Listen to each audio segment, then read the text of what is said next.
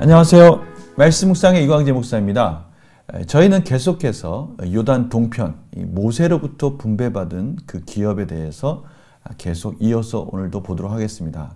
저희는 어저께 르우벤 지파가 기업 분배받는 장면을 보았습니다. 오늘은 갓 지파와 또 므낫세 반 지파가 하나님의 기업을 분배받는 장면을 보게 될 텐데요. 거기서 또 반복적으로 공통된 또 단어들이 나오기 때문에 그 부분을 가지고 그걸 중심적으로 해서 같이 말씀 묵상을 나누도록 하겠습니다. 제가 기도하고 시작하겠습니다. 하나님, 저희들이 여러 가지 힘들고 어려운 상황 속에서도 오직 하나님의 말씀과 그 소망 안에서 저희들이 다시 힘을 얻습니다. 저희들의 능력과 힘이 되시는 것은 오직 여호와 하나님밖에 없고 말씀밖에 없습니다. 성령님, 오늘도 조명하여 주셔서 하나님의 말씀을 밝게 이해하도록 또 깨닫도록 하셔서 삶의 능력으로 살아갈 수 있는 힘이 되게 하여 주시옵소서. 감사드리며 예수님의 이름으로 기도드립니다. 아멘. 제가 여호수아 13장 24절에서 33절 말씀을 봉독해 드리도록 하겠습니다. 모세가 갓 지파 곧 갓 자손에게도 그들의 가족을 따라서 기업을 주었으니 그들의 지역은 야셀과 길랏 모두 성과 암몬 자손의 땅 절반 곧 라빠 앞에 아로엘까지와 헤스본에서 라맛 미스베와 부도님까지와 마하나임에서 드빌 지역까지와 골짜기에 있는 벳하람과 벳니무라와 숫곳과 사본 곧 헤스본 왕 시온의 나라의 남은 땅 요단과 그 강가에서부터 요단 동쪽 기네렛 바다의 끝까지니라. 이는 갓 자손의 기업으로 그들의 가족대로 받은 성읍들과 주변 마을들이니라. 모세가 므낫세 반지파에게 기업을 주었을 때 므낫세 자손의 반지파에게 그들의 가족대로 주었으니 그 지역은 마하나임에서부터 온 바산 곧 바산왕 옥의 온 나라와 바산에 있는 야일의 모든 고을 60성읍과 길랏 절반과 바산왕 옥의 나라 성읍 아스다롯과 에드레이라. 이는 므낫세 아들 마길의 자손에게 돌린 것이니 곧 마길 자손의 절반이 그들의 가족대로 받으니라. 요단 동쪽 여리고 맞은편 모압 평지에서 모세가 분배한 기업이 이러하여도 오직 레위 지파에게는 모세가 기업을 주지 아니하였으니 이는 그들에게 말씀하신 것과 같이 이스라엘의 하나님 여호와께서 그들의 기업이 되심이었더라. 아멘. 오늘 동일하게 레위 지파에게는 하나님이 기업이 되시기 때문에 그 땅을 허락해 주지 않으셨다라고 마지막 절에 말씀하고 있습니다. 오늘 특별히 이 각 지파의 이 가족을 따라서 기업을 주셨다라고 말씀하고 있습니다. 가족을 따라서. 이 가족 공동체, 이 가족은요, 오늘 지금 흔히 말하면 저희들이 그 핵가족 이런 의미는 아니겠죠. 하나의 그 족속으로 말할 수 있는 대가족을 말하는 것입니다. 이 가족 하면 저희들은 이 룻기가 생각납니다. 룻기에 보면 엘리멜렉과 그 나오미가 그 두 아들과 함께 모압 땅으로 피신해 오지 않습니까? 그 과정이 어떻든 간에 나중에 나오미와 룻이 베들레헴 고향으로 돌아갈 때 그 땅이 자신의 땅의 소유가 지금 다른 사람들에게 가 있다라는 것을 알 수가 있습니다. 그래서 그 가족들이 그 땅을 다시 회복하는 그걸 고엘 제도로 하는데요. 이 보아스를 통해서 그 땅을 회복하는 그런 과정들을 보게 됩니다. 바로 이 가족 공동체가 바로 그런 역할을 하는 것이죠. 서로가 친족들끼리 혹시나 땅을 빼앗겼을 때 다시 다른 능력 있는 가족이 그것을 찾아주는 이런 제도들을 통해서 가족 공동체가 그 땅을 지키고 보호해주는 사회적, 경제적 안정장치 역할을 한 겁니다. 저희들이 어제 같이 나누면서 이 사회적 제도, 이 살인제도나 이런 것들을 보완하기 위해서 도피성을 하나님께서 허락하셨고요. 또 종교적 안정장치를 위해서 하나님께서 이 레위 지파를 통해서 하나님의 정체성을 잊지 않도록 하셨다면 오늘 이 가족 공동체를 통해서는 이 땅, 분배받은 땅, 하나님의 유업으로 이은 이 기업이 이 가족들의 상호 협력에 의해서 지켜지도록 또 다른 또 안전장치를 하나님께서 만들어주셨다는 것을 알 수가 있습니다.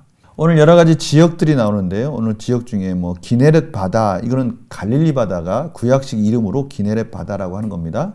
이 갈릴리 바다를 중심으로 해서 이 땅들이 분배되는 것들을 말씀하고 있죠. 제가 이런 여러 가지 지형들은 제가 지도를 또 보여드리면서 지파들이 이렇게 구성되어 있구나라는 것들을 또 참고하시면 되겠습니다. 문제를 한번 풀어보겠습니다. 모세가 갓 지파와 므낫세 지파에게 땅을 분배하는 원칙은 무엇입니까? 24절, 29절에 계속해서 반복적으로 그들의 가족을 따라서 기업을 주었다. 그들의 가족대로 주었으니, 이런 부분을 설명하고 있습니다. 모세가 갓 지파와 므낫세 반지파에게 분배한 지역은 어디입니까? 25절에서 27절, 30절, 31절 나오는데요. 제가 지도를 통해서 보여드리겠습니다. 먼저 므낫세 반지파의 지역이 윗부분에 있습니다. 이 기네렛 바다는 갈릴리 바다를 제가 말씀한다고 했죠. 이 갈릴리 바다의 끝까지 전체적인 부분이 또 차지하고 있고요. 또 위로는 헤르몬 산이 있고요. 밑으로는 마하나임이 있습니다. 이 길르앗 땅이고요. 또 이 지역은 암몬 땅의 절반 정도 된다고 설명하고 있습니다. 이어서 갓 지파가 나옵니다. 마하나임 입구서부터요. 또 헤스본이 나옵니다. 밑에 지역은 헤스본이 나오고요. 이 지역이 길르앗의 절반 정도 된다라고 설명하고 있습니다.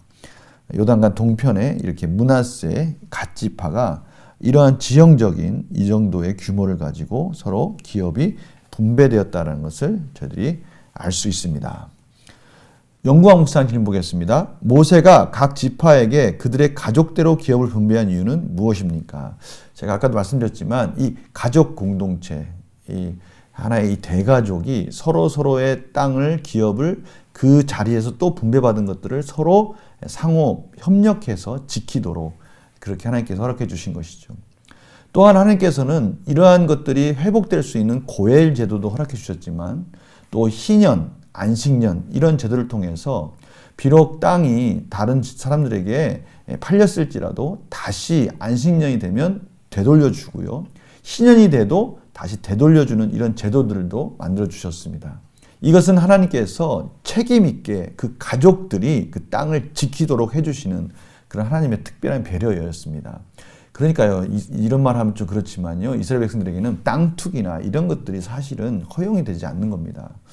각 지파별로, 각 가족대로 준 그 땅을 책임 있게 지켜야 되고요. 또 남의 땅을 또 함부로 탐내서도 안 되는 것이죠. 오직 자신에게 주어진 하나님의 유업을 가지고 그 맡겨진 것을 가지고 시기하거나 질투하지 않고요.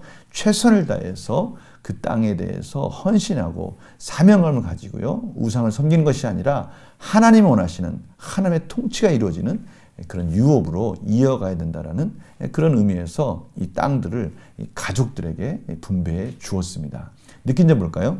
모세가 땅을 분배할 때 그들의 가족을 따라 분배하는 걸 보며 무엇을 느낍니까? 저는 오늘 말씀을 통해서 이런 부분을 한번 생각해 봤어요. 이 세상에 많은 사람들이 출생하고요. 또 다시 사망하고 이러한 과정들을 거치지만 정말 우리 주변을 보아도요. 닮은 사람이 없어요.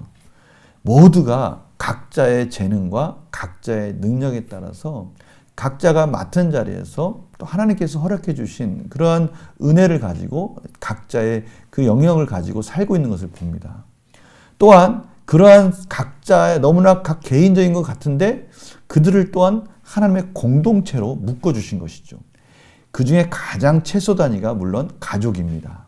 그리고 그 가족들이 또 하나님의 이 교회 공동체라는 곳으로 묶어주셔서 참으로 서로가 상호 협력하면서 서로가 도와주면서 하나님의 사명을 감당하도록 인도해 주신 겁니다. 그러니 누가 잘났고 못났고가 없는 것이죠. 모두에게 하나님께서 너무나 소중한 것들을 분배해 주신 거예요. 그러니까 지금 이스라엘 백성들에게도 가족대로 그 땅을 분배해 주었는데요. 절대 그 땅들에 대해서 지게표를 옮기거나 경계표를 옮기거나 그래서는 안 되는 겁니다. 또 설사 어떤 어려움과 힘든 일이 있어서 그것을 가져갔을지라도 다시 안식년에 해년되면 돌려줘야 되는 이런 것들을 통해서 또 가족들이 고엘 제도나 이런 것들을 통해 서로 또 지켜주고 보호해주는 걸 통해서 하나님은 자기 가진 것에 대해서 만족하고 서로가 부족한 거 있다면 협력하면서 하나님의 사명을 이루어가도록 허락해 주신 것이죠. 저는 이 부분이요 너무나 신비하고요 하나님께 주신 저들에게 놀라우신 은혜라고 저는 생각하게 되었습니다. 저희 교회 공동체 또 우리 가족들, 우리 지체들 이런 것들을 볼 때마다 서로가 협력하고 하나님의 아름다운 사명을 같이 이루어간다는 것, 이것이 얼마나 행복하고 복된 일입니까? 우리가 이러한 마음을 가지고 우리 옆에 있는 지체와 우리 교회와 우리 더 다른 가족들을 바라보면서 서로 협력하며 기도하는 그런 모습이 되었으면 참 좋겠다, 이런 생각을 하게 되었습니다. 결단과 적용된 그런 부분과 함께 한번 적용해 보도록 하겠습니다. 하나님께서 내게 주신 것들을 책임감 있게 지키기 위해 어떤 노력을 하고 있습니까? 먼저 우리에게 주어진 책임감에 대해서 생각해 봤으면 좋겠습니다. 하나님께서는요 정말 각자에게 재능과 능력과 환경과 물질과 여러 가지 것들을 허락해 주셨습니다. 그러한 것들을 허락해 주신 것은요 하나님의 뜻에 맞게 하나님의 나라, 하나님의 통치가 이루어지는 하나님의 복음을 전하는 자로서의 사명을 감당하도록 하나님께서 허락해 주신 것입니다.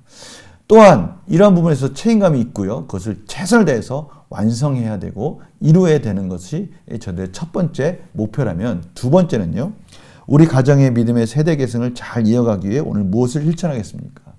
이제는 저희들뿐만이 아니라 저희 다음 세대, 자녀들에게 또한 저희 교회의 다음 세대를 생각할 수 있는 그런 폭넓은 사명감도 필요하다는 것입니다. 또한 그러한 다음 세대를 이어가기 위해서 또 다른 가족이나 또 다른 지체들이 어려울 때 같이 협력해 가면서 하나님의 나라가 이루어지기 위해서 우리가 또 상호 협력하는 것 또한 중요하다는 것이죠. 저희들만 생각해서는 안 된다는 것입니다. 저희들의 이 책임감도 중요하지만 저희들의 다음 세대도 생각해야 되고요. 이러한 복음을 이어가는 것 너무 소중하지 않습니까? 저희들은 그러한 다음 세대가 또 편안하게 또 안전하게 그 복음을 이어갈 수 있도록 환경과 또 여건들을 최선을 다해서 만들어줄 책임이 있고요. 또한 우리 지체들 또 어려운 우리 가족들이 있다면 도와가면서 그 계승이 잘 이어가도록, 또 우리 교회 공동체가 그 사명을 잘 감당하도록 지체가 서로를 살려주는 이런 놀라운 역사도 저들에게 필요하다는 것이죠. 오늘 바로 그 부분을 저들에게 하나님께서 말씀하고 계십니다. 그것을 위해서 우리가 할 수 있는 것이 무엇이 있을 수 있을까? 곰곰이 생각하면요, 하나님께서 반드시 우리에게 지혜를 주실 줄 믿습니다. 기도하고 마치겠습니다. 하나님 나라를 이어가는 이 복된 유업을 저희들이 책임감 있게 또 서로 협력하며 완성해 갈 수 있도록 은혜를 베풀어 주시옵소서. 감사드리며 예수님의 이름으로 기도드립니다. 아멘. 저희들에게 이 시대에 맡겨준 하나님 나라의 사명 유업을 복되게 이어가는 저희의 삶이 되기를 간절히 축원합니다. 월요일 날 또 뵙겠습니다. 안녕히 계세요.